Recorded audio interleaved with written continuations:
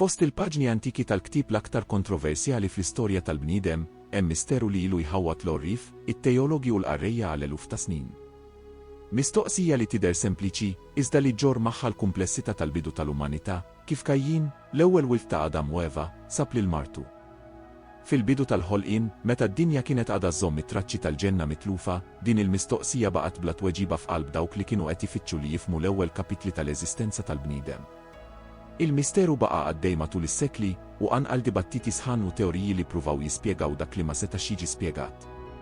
L-istorja tiżviluppa bħal puzzle kbira fejn kull biċċa kellha tiġi analizzata bir-reqqa. Adam u Eva, l-ewwel bnedmin maħluqa minn Alla, taw bidu għal nisel li kellu jibqa' sejjer għall-eternità. Imma l-iskrittura ħallit vojt kurjuż dwar l-ewwel ġenerazzjonijiet. Il-misteru kompla jiżdied meta t-testi mqazza semmew li Kajjin, wara l-att terribbli tiegħu kontra Ħuh, telaq lejn art il-bot u hemm sab is-sieħba tiegħu.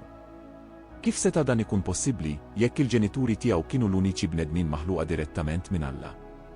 L-iskrittura antika, fin-narrattiva preċiża tagħha iżda fl-istess ħin misterjuża, ippreżentat xenarju li sfida l-fehma tal-bniedem. It-tweġiba għal dan il-misteru kienet moħbija bejn il-linji tat-test imqaddes, tistenna l-waqt it-tajjeb biex tiġi żvelata. F'kull kelma tat-test Bibliku, saf ġdid ta' dan il-misteru kien qed jinkixef. L-istorja ma kienx biss dwar is-sejbin ta' Mara, iżda dwar il-fejm tal-bidu tal-umanità, kif Alla mexxa l-ewwel passi tar-razza umana fuq l-art. Il-puzzle bdiet tieħu l-forma, iżda l-biċċiet tagħha kellhom għadhom jiġu organizzati. It-tfittxija għall-verità dwar Mart Kajjin fetħet bibien biex wieħed jifhem mhux biss l-istorja tagħha, imma l-pjan divin kollu għall-umanità sa mill-ħolqien tagħha. Fl-ewwel jiem tal-umanità, meta d-dinja kienet għadha żomm il-freskezza tal-ħolqien, il-ħajja kienet qed tiżviluppa fl-aktar forma pura u primittiva tagħha. F'xenarju ta' ġmiel mhux mittifes, Adam u Eva laqgħu l-ewwel uliedhom, Kajjin u Abel, li kibru jimxu fuq toroq differenti. In-natura, fl-arfsiket tagħha, mexxiet lil kull wieħed mill-aħwa għal vokazzjoni differenti. Kajjin bidejh sodi u determinati, żviluppa rabta profonda mal-art, ix-xogħol tiegħu bħala bidwi jagħmlu l-ewwel bniedem li ħadem l-art, jieħu minna l-għajxin għall-familja tiegħu. Abel, min-naħa l-oħra, sab is-sejħa tiegħu fir-ra. Bil-ħlewwa u d-dedikazzjoni kien jieħu ħsieb in-naċ tiegħu, jistabbilixxi relazzjoni armonjuża mal-annimali li Alla kien ħalaq. L-għażla tiegħu resqitu lejn is-sempliċità u s-safa li kienu għadhom jippersistu wara l-waqa tal-ġenna. Il-jiem kienu jgħaddu b'ritmu kostanti, immarkati bix-xogħol jibes taż-żewġ taħwa. Kajjin, taħt ix-xemx taħraq, kien jaħrat l-art u jiżra ż-żerrija tiegħu, josserva b'sodisfazzjoni l-frott li kien jitwilet mill-isforz tiegħu. Il-kallijiet fidejh kienu xhieda sikta tad-dedikazzjoni tiegħu għax-xogħol. Fil-wisa tal-għaliqi, Abel kien imexxi l-merħla tiegħu b'attenzjoni u reqqa. Il-ħoss tal-qniepen tan-naċ kien jimmarka l-preżenza tiegħu fuq l-oljiet ħodor, waqt li kien jieħu ħsieb kull annimal bl-istess dedikazzjoni li kellu fl-ewwel jum tax-xogħol tiegħu. Il-ħajja tal-aħwa kienet timxi fil-kors naturali tagħha, kull wieħed jiżviluppa l-ħiliet tiegħu u jibni postu fid-dinja li kienet għadha kif inħolqot. L-għażliet tax-xogħol tagħhom kienu jirriflettu mhux biss il-preferenzi personali tagħhom, iżda wkoll id-diversità li Alla kien ippjana għall-umanità. Il-kuntrast bejn iż-żewġ taħwa kien qed isir aktar evidenti kuljum. Fil-waqt li Kajjin kien qed jitqabad kontra d-diffikultajiet tal-ħamrija, Abel kien isib il-paċi fil-ħajja pastorali tiegħu. In-natura differenti tagħhom u l-għażliet tagħhom stabbilew preċedent għal ġenerazzjonijiet kollha li kellhom jiġu wara, juru li kull bniedem kellu triq tiegħu xi jsegwi. F'qalb dik l-art antika, ġrajja waħda kellha tbiddel għal dejjem il-kors tal-istorja tal-bniedem. Il-ħin tal-offerti kien qed joqrob, iġib miegħu tensjoni sikta li kienet tħum fl-arja bħal sħaba sewda qabel mal-tempata. Kajjin, buri bil-ħsad tiegħu, ħejja l-offerta tiegħu bil-frott li kien kabbar b'tant sforz. Id-destin, fil-mixja ineżorabbli tiegħu, kellu riserva prova li ħadd ma seta' jbassar. Fil-waqt li Abel kien qed jippreżenta l-aħjar mill-merħla tiegħu, jażel b'attenzjoni l-primodeniti tan-naċ tiegħu, xi ħaġa ġewwa Kajjin bdiet titqalleb. L-aċċettazzjoni divina tal-offerta ta' Abel u ċ-ċaħda ta' tiegħu ħawlu żerrija mudlama f'qalbu. L-ajra, dik is-serb sikta bdiet tinseġ fl-ispirtu ta' Kajjin, tivvelena l-ħsibijiet tiegħu b'velenu aktar mortali minn kull ieħor fil-ħolqien. Għajnejh, li qabel kienu jlequ bil-gburija tax-xogħol onest, issa saru mċajpra b'sentiment li qatt qabel ma kien jeżisti fid-dinja, il-mibeda bejn l-aħwa. F'mument li kellu jbiddel il-kors tal-umanità, Kajjin ħalla dlam f'qalbu jiddomina l-azzjonijiet tiegħu. L-għalqa, li qabel kienet xhud biss tax-xogħol u d-dedikazzjoni, saret il-palk tal-ewwel qtil fl-istorja. Id-dem ta' Abel, imxerret fuq l-art li Kajjin tant kien iħobb, immarka l-ħamrija bteba li qatt ma kellha tintesa. Is-sentenza divina ma damlitx ma waslet. Kajjin, issa mmarkat bid-delitt tiegħu, ġie kkundannat jiġġerra mad-dinja bħala maħrub perpetwu. Il-ħamrija li qabel kienet twieġeb bil-ġenerożità għax-xogħol tiegħu, saret sterili taħt rijlejh, isa n-natura nnifisha kienet qed tirrifjuta li tikkollabora mal-idejn li kienu ħadu ħajja innoċenti. Il-pis tal-ħtija u l-kundanna biddel lil Kajjin f'raġel differenti. Il-passi tiegħu qabel sodi u deċiżi saru eżitanti. Il-qada tiegħu qabel gburija tawġet taħt il-pis tad-delitt tiegħu. L-ewwel qattil fl-istorja tal-bniedem kellu jġorra għal dejjem mhux biss il-marka fiżika ta' trasgressjoni tiegħu, iżda wkoll il-pis insapportabbli tal-kuxjenza tiegħu. Hekk bdiet il-ħajja ta' ġerrej ta' Kajjin, raġel immarkat mhux biss bis-sinjal viżibbli fuq ġbinu, iżda b'dell inviżibbli tal-att bl-ħsieb tiegħu. L-istorja tiegħu kellha ssir twissija eterna dwar il-konsegwenzi devastanti tal-għajra u l-mibeda, fakkira perpetwa tal-prezz terribbli li wieħed iħallas meta jħalli l-emozzjonijiet l-aktar baxxi jiddominaw il-qalb tal-bniedem. Il-misteru dwar l-oriġini ta' Mart Kajjin jibqa' waħda mill-kwistjonijiet l-aktar intriganti tal-iskrittura mqazza. Qalb id-dellijiet tal-passat, żewġ teoriji prinċipali joħorġu biex jispjegaw dan l-enigma li ilu għal eluf ta' snin jaffaxxina l-orrif u l-fidili madwar id-dinja. L-ewwel teorija tissuġġerixxi possibilità li tisfida l-fehma tradizzjonali tal-ħolqien, l-eżistenza ta' gruppi oħra ta' bnedmin lilin mill-familja ta' Adam u Eva. Din il-perspettiva tiftaħ orizzont ġdid ta' interpretazzjoni, tissuġġerixxi li l-ġnien tal-Eden ma kienx l-uniku bennina tal-umanità, iżda forsi xenarju speċifiku fil-kanvas vast tal-ħolqien. Min-naħa l-oħra, it-tieni teorija tippunta lejn realtà eqreb lejn in-nuklew familjari oriġinali. Il-possibilità li Kajjin iżżewweġ waħda minn ħutu stess jew in-neputijiet tiegħu, għalkemm mhux imsemmija direttament fit-testi mqazza, tippreżenta spjegazzjoni li tal-linja man-narrattiva biblika tradizzjonali. Din it-teorija, minkejja li tikkawża skumdita f'għajnejn moderni, tirrifletti l-ħtiġa prattika tal-bidu tal-umanità. Is-skit tal-iskrittura dwar id-dettalji ta' din l-għaqda mhuwiex b'kombinazzjoni. Bħal velu delikat li jatti misteru mqaddes, din l-ommissjoni forsi hija intenzjonata, tħalli spazju biex kull ġenerazzjoni tirrifletti dwar il-kumplessitajiet tal-ewwel jiem tal-ħolqien. Fil-wisa ta' żmien li jifridna minn dawn l-avvenimenti, l-evidenza tibqa' skarsa. Ir-rekords antiki, bħal biċċiet ta' puzzle mhux kompluta, joffru biss ħiel ta' x'seta' ġara f'dawk il-jiem tal-bidu, meta l-umanità kienet fl-ewwel passi tagħha. It-tfittxija għall-identità ta' Mart Kajjin tmur lil mill-kurzità storika sempliċi. Tikkonfrontana ma' mistoqsijiet fundamentali dwar l-oriġini tagħna, dwar in-natura tar-relazzjonijiet umani fil-bidu tal-ħolqien, u dwar kif ninterpretaw il-lakuni fin-narrattivi antiki. F'nofs dawn it-teoriji u l-ispekulazzjonijiet, verità waħda tibqa' kostanti, l-istorja ta' Mart Kajjin tirrappreżenta aktar minn sempliċi enigma ġenealoġika. Hija simbolu tal-kumplessità tar-relazzjonijiet umani mill-bidu ta' żmien, u kif xi mistoqsijiet jibqgħu jisfidaw il-fehma tagħna anke wara eluf ta' snin ta' studju u riflessjoni. Fil-kollezzjoni vasta ta' testi antiki li jiffurmaw il-wirt spiritwali tagħna, titfaċċa narrattiva affaxxinanti li tinsab fil-ktieb tal-Ġubilej. Dan it-test apokrifali, imħares tul is-sekli, jikxef isem li jidwi tul iż-żmien, Aħwan, magħrufa wkoll bħala kelima, il-mara misterjuża ta' Kajjin. F'nofs id-dellijiet tal-eżilju u l-ħtija, Kajjin sab f'Aħwan mhux biss sieħba, iżda msieħba fil-bini ta' kapitlu ġdid tal-eżistenza tiegħu.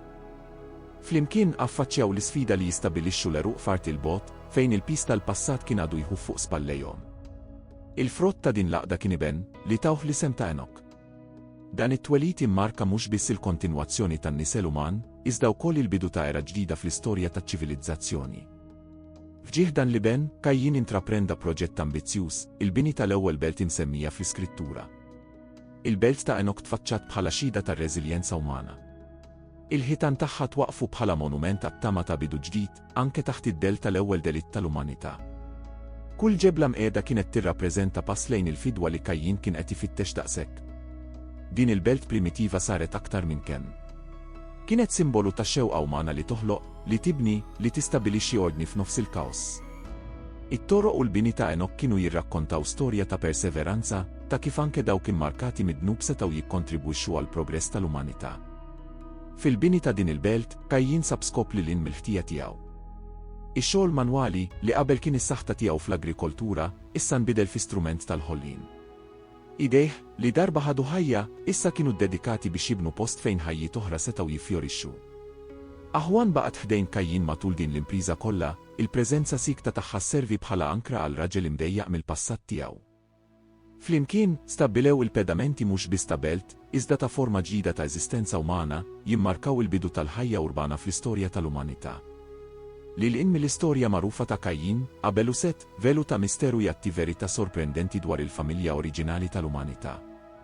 Adam u Eva, l-ewwel ġenituri, nislu wild ħafna aktar numerus mill-paġni mqazza jikxfu b'mod espliċitu.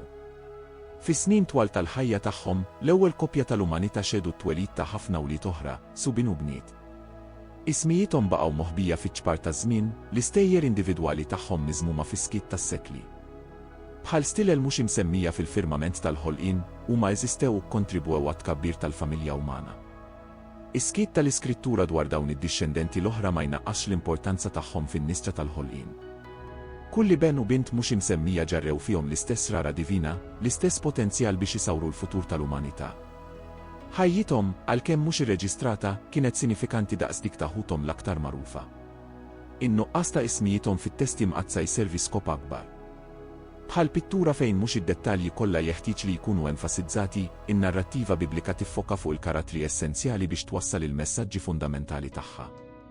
It-tfal l-oħra ta' Adam u Eva, għalkemm mhux imsemmija, mlew rwoli kruċjali fl-espansjoni tal-familja umana. Dawn il-bniet minsija u wlied mhux imsemmija ffurmaw il-bażijiet tal-ewwel komunitajiet. Permezz ta' żwiġijiet u d-dixxendenza tagħhom, stabbilew l-istrutturi soċjali li kellhom jippermettu tkabbiru l-iżvilupp tal-umanità. Kull wieħed minnhom ġar miegħu r-responsabbiltà li jipperpetwa l-ispeċi umana. Il-misteru li jdawwar dawn il-membri mhux imsemmija tal-ewwel familja jżid dimensjoni profonda man-narrattiva tal-ħolqien. L-eżistenza tagħhom tfakkarna li l-istorja umana hija ħafna aktar rikka u komplessa milli r-rekords miktuba jistgħu jaqbdu. F'kull ġenerazzjoni sussegwenti, il-wirt ta' dawn l-ulied mhux imsemmija kompla.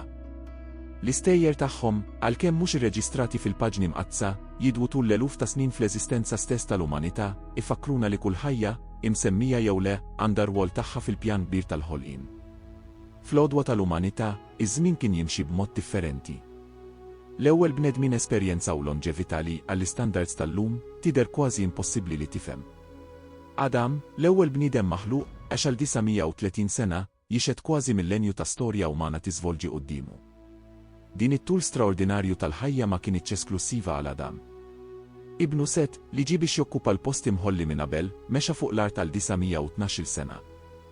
F'dawn id-900 sena, huwa kontempla l-iżvilupp tal-ġenerazzjonijiet, ra-ċivilizzazzjonijiet jitwildu u xeti trasformazzjonijiet li sawru d-dinja antika.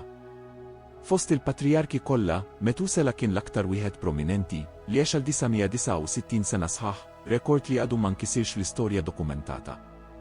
Ħajtu kienet tistenna għal kważi millenju sħiħ, u bekk sar xut ħajta l-akbar bidliet fil-bidu tal-umanità. It-tul tal-ħajja ta' dawn l-ewwel bnedmin permettilhom li jgħaddu l-arfin tagħhom direttament għal mijiet ta' snin. Aħseb ftit f'Metusela, jaqsam l-esperjenzi tiegħu ma' 20 ta' ġenerazzjonijiet ta' dixxendenti, il-memorji tiegħu bħala pont ħaj bejn l-modi u l-preżent ta' dak iż-żmien. Is-snin kienu jinġemgħu bħal ramel farloġġ tar-ramel kbir, li permetta lil dawn il-patriarki jiżviluppaw għarf profond u fejm uniku tad-dinja ta' madwarhom. Kull deċenju żied saffi ġodda ta' esperjenza fil-fejm tagħhom tal-ħajja u n-natura tal-bniedem. Dan it-tul straordinarju tal-ħajja għamel possibbli li familji sħaħ jgħixu flimkien għal sekli u joħolqu rabtiet bejn il-ġenerazzjonijiet li llum huma diffiċli biex wieħed jimmaġinawhom. In-nannit, il-bużnanniet u l-bużbużnanniet ma kinux biss memorji mbiegħda, iżda preżenzi kostanti f'ħajjet il-familji tagħhom. Madankollu, it-toqol ta' snin ma naqqasx il-ħajjin ta' dawn l-ewwel bnedmin. Żammew saħħithom u moħħhom ċar u baqgħu jikkontribwixxu għall-iżvilupp tal-komunitajiet tagħhom sal-aħħar jiem tagħhom. It-tul ta' ħajjithom kien xhieda tal-qawwa vitali oriġinali li kienet tgħaddim il-ħolqien. Id-dilluvju l-kbir immarka punt ta' trasformazzjoni profonda fl-istorja tal-bniedem. Bħala sinjal li jaqsam żewġ epoki, dan l-avveniment mhux biss biddel wiċċ l-art, iżda biddel fundamentalment in-natura stess tal-eżistenza tal-bniedem. L-aktar bidla notevoli deret fit-tnaqqis drammatiku tal-istennija tal-ħajja. Wara li l-mijiet niżlu lura u ordni ġdid ġie stabbilit, is-snin tal-ħajja tal-bnedmin bdew jonqsu bil-mod il-mod. Din it-trasformazzjoni ma kienx f'daqqa, iżda segwit mudell kostanti ta' tnaqqis matul il-ġenerazzjonijiet. Il-ħin tal-ħajja li qabel kien jitkejjel f'sekli, issa beda jingħad f'deċenji. Abraham, missier il-Fidi, għax 175 sena, età li għadha notevoli, iżda ferm inqas minn dik tal-patriarki ta' qabel id-dilluvju. ħajtu għalkemm twila skont l-istandards tal-lum kienet tirrappreżenta inqas minn wieħed minn 5 li laħaq Metusela. Dan it-tnaqqis kien jindika era ġdida fl-istorja tal-umanità. Mos, il-mexxej kbir tal-Eżodu, temm iċ-ċiklu tiegħu fuq l-art fleta ta' 120 sena. ħajtu, immarkata bi 3 perjodi distinti ta' 40 sena kull wieħed, stabbilit mudell ġdid ta' longevità. Il-bniedem li mexxa l-poplu ta' Israel lejn il-libertà għax biss parti minn 8 ta' żmien li għax Adam. Dan it-tnaqqis fit-tul tal-ħajja tal-bniedem ġab miegħu bidliet profondi fil-mod kif in-nies fehmu u organizzaw il-ħin tagħhom fuq l-art, il-prijoritajiet ilbidlu, ir-relazzjonijiet tal-familja adattaw ruhom, u l-urġenza biex iwettqu l-anijiet tagħhom saret aktar akuta. Madankollu, it-tqassir ta' snin ma naqqax l-intensità li biha dawn il-ħajjiet kienu mgħixxa. Al kuntrarju, jidher li għamel lin-nies aktar konxji tal-prezzjożità tal-ħin. Kull sena kisbet piż ġdid, kull mument sar aktar prezzjuż. L-erf beda jiġi mgħoddi b'modi differenti jadatta għar-realtà l-ġdida taż-żmien tal-eżistenza tal-bniedem. L-għarfien li qabel kien jinqasam tul is-sekli issa kellu jiġi mkompli u mgħoddi l quddiem f'perjodu qsar ħafna. L-iskrittura mqazza, fl-erf profond tagħha, tmur lil minn sempliċi katalgu ta' ġrajiet storiċi. L-għan fundamentali tagħha mhuwiex li tkun kompendju ġeneoloġiku sħiħ jew reġistru dettaljat ta' kull ġrajja fl-istorja tal-bniedem. Minflok, il-paġni tagħha jġorru messaġġi essenzjali dwar in-natura tar-relazzjoni bejn il-ħallieq u l-ħolqien tiegħu. Bħal mallem li jażel bir-reqqa l-aktar lezzjonijiet importanti għad-dixxipli tiegħu, it-testi mqazza jiffokaw fuq il-veritajiet fundamentali li jsawru l-fidi u l-karattru. L-istejjer magħżula biex jiffurmaw dan il-ktieb imqaddes mhumiex sempliċiment rakkonti kronoloġiċi, iżda narrattivi mimlijin tifsir u skop spiritwali. Fl-ispazji bejn il-kliem miktub, fil-vojt apparenti tan-narrattiva, hemm skop akbar. Iskit dwar ċerti dettalji storiċi mhuwiex nuqqas, iżda stedina għal riflessjoni aktar profonda dwar il-veritajiet essenzjali li jmorru lil minn ismijiet, dati u postijiet speċifiċi. In-nuqqas ta' ċerta informazzjoni ġeneoloġika, bħall-ismijiet tal-bniet kollha ta' Adam u Eva, iservi skop akbar. Din l-għażla tippermetti li l-fokus jibqa' fuq il-messaġġi ċentrali dwar il-fidi, l-ubbidjenza, l-imħabba u l-fidwa, mingħajr ma nintilfu fil-labirinti bla tmiem tad-dettalji storiċi. It-test imqaddes jippreżenta ruħu bħala gwida spiritwali, mhux bħala arkivju storiku eżawrjenti. Il-paġni tiegħu jidawlu triq għalfejn aktar profond tar-relazzjoni bejn il-bniedem u d-divin, jikxfu veritajiet eterni permezz tal-istejjer magħżula bil-preċiżjoni. Fl-istruttura tiegħu maħduma bir-reqqa, kull narrattiva, kull karattru msemmi jservi bħala kolonna biex isostni l-veritajiet fundamentali tal-fidi. Id-dettalji mħollija barra ma jnaqsux l-awtorità jew il-kompletezza tal-messaġġ, għal kuntrarju, jippermettu li l-essenza tiegħu tiddi b'aktar ċarezza. Dan l-approċċ selettiv iżda profondament sinifikanti għallimna lezzjoni prezzjuża dwar il-prijoritajiet. Bħalma l-iskrittura tiffoka fuq dak li hu essenzjali, aħna wkoll mistiedna nfittxu l-ewwel il-veritajiet fundamentali li jittrasformaw il-ħajjiet, minflok ma nintilfu f'dettalji periferali li, għalkemm interessanti, mhumiex kruċjali għal vjaġġ spiritwali tagħna. Għalhekk, il-paġni mqazza jurina mhux biss tejjer ta' nies li għexu eluf ta' snin ilu, iżda veritajiet eterni li jmorru lil miż-żmien. Il-misteru tal-mara ta' Kajjin, il-bniet mhux imsemmija ta' Adam u Eva, u l-longevità straordinarja tal-patriarki juruna li kull dettall preservat fl-iskrittura għandu skop akbar li jmur lil sempliċi kurzita storika. Waqt li nirriflettu fuq dawn il-misteri antiki, niftakru li xi mistoqsijiet se jibqgħu mingħajr tweġiba sa tmiem taż-żminijiet, iżommu l-erf tagħhom għall-mument it-tajjeb. Abbona fil-kanal, għafas lajkek fuq dan il-video u waqsam l-esperjenzi u r-riflessjonijiet tiegħek fil-kummenti. Jalla nżommu f'qalbna ċ-ċertezza li kull kelma preservata fl-iskrittura għandha skop speċjali f'ħajjitna. Salla għali mistana.